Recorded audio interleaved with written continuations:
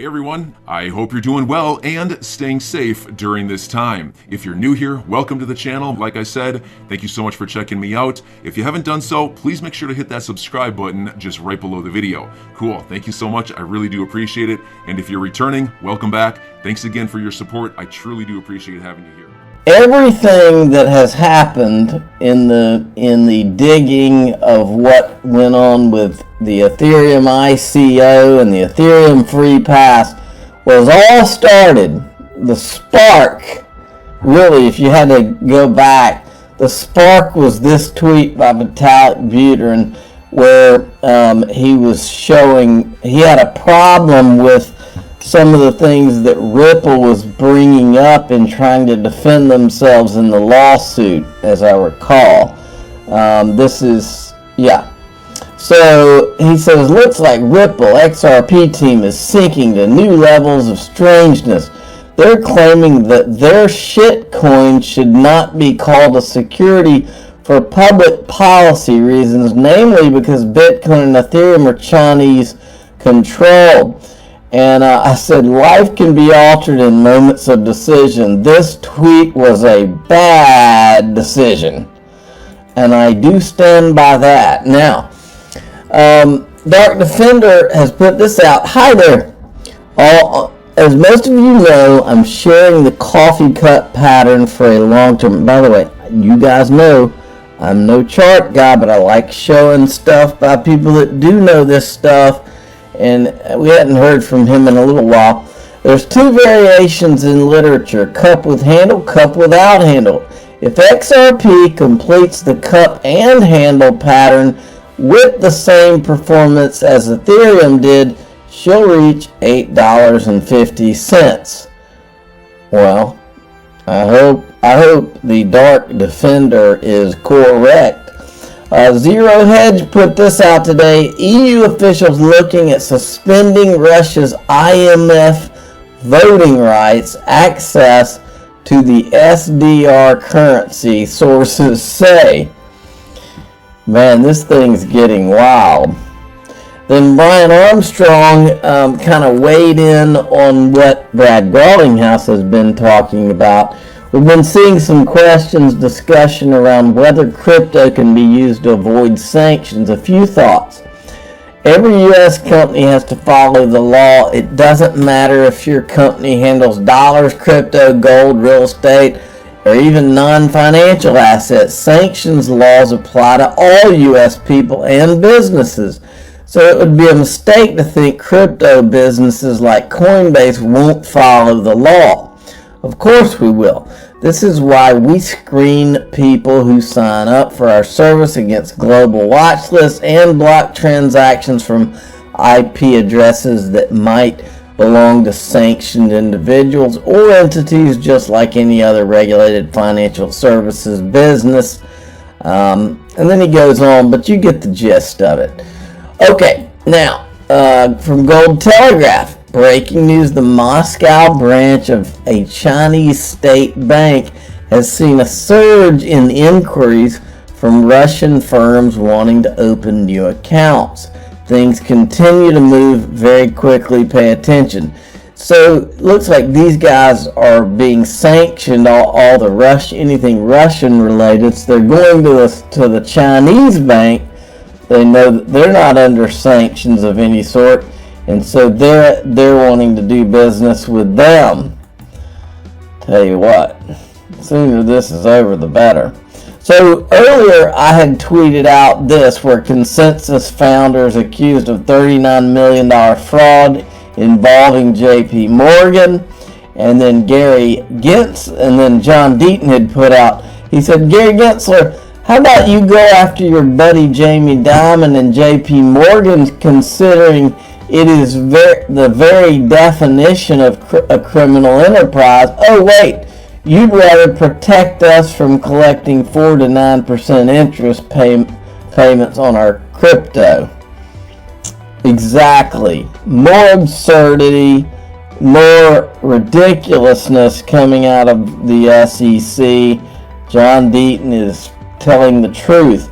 Now, speaking of truth, now folks, I've told you from day one, and let's do a little reminder here. Charles Hoskinson, for those of you that don't know, he's the creator of Cardano. But Charles Hoskinson was one of the founders of Ethereum. He was there from the very beginning.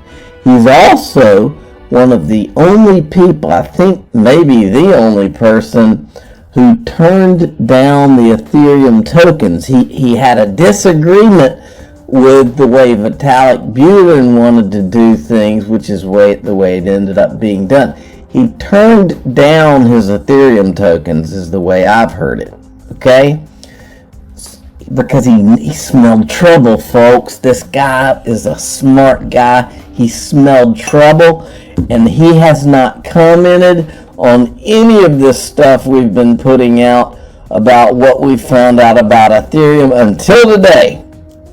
And today, he saw that article, okay?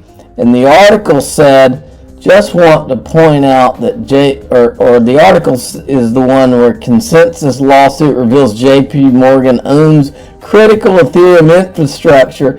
He says, just want to point out that JP Morgan does not own any critical infrastructure. You know what this tells me, folks? Because he's been politically correct on this thing, hasn't said anything. But when I see this is Charles Hoskinson, and he's probably been carrying years and years knowing that he did the right thing and that he was right when he told those guys, don't do what you're doing.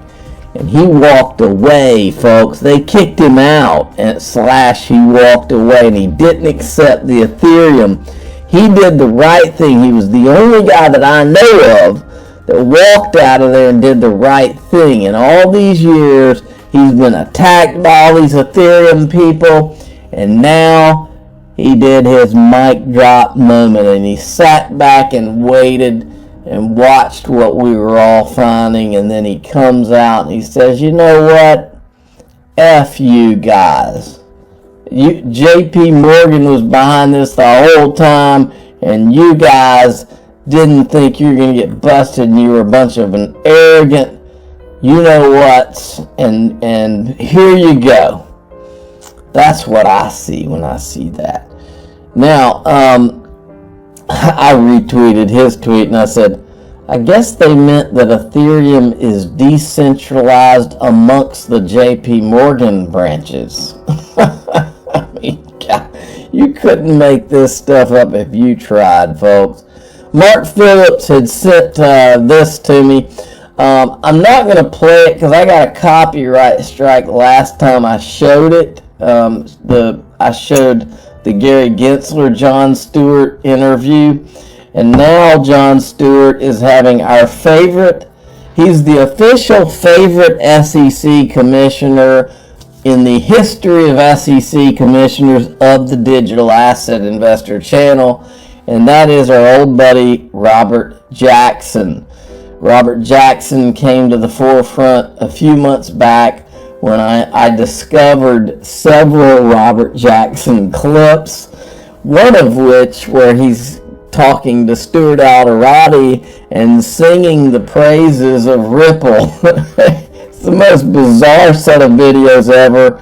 I highly recommend you type in at Digital Asset Buy, which is my Twitter handle, and then type in Robert Jackson. It's some of the greatest SEC clips ever.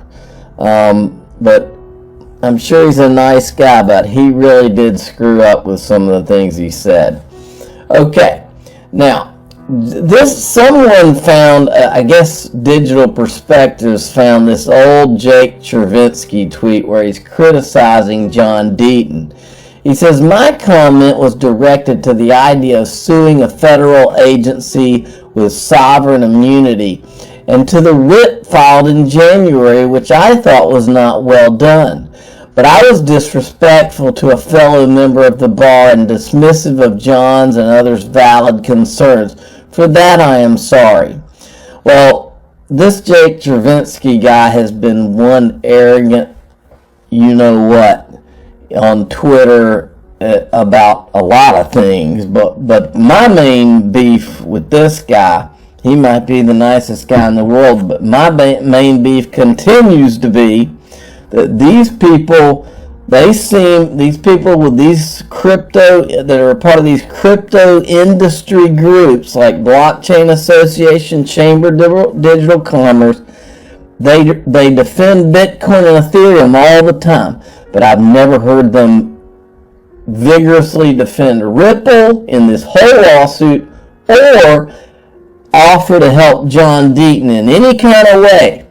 And until they do, they are not crypto industry trade groups. They are Bitcoin and Ethereum industry trade groups, and we will continue to call them out, just like we had Ethereum. Okay? And Digital Perspectives makes a great point here.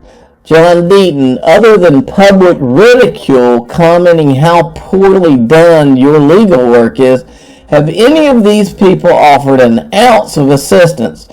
Maybe time to publicly audit these associations that claim they represent the entire space. And here's another idea. Maybe Jason Foster from Empower can file a Freedom of Information Act request to see if there's any communication between the Blockchain Association or the Chamber of Digital Commerce, between them and Bill Hinman during the Ethereum Free Pass speech and timeline and all of that. Because if there's anything found in there that leads people to believe that these people were doing the same thing and working on behalf only of Ethereum and Bitcoin at the expense of all the rest of crypto, that's a red flag. That's red flag city, I would think.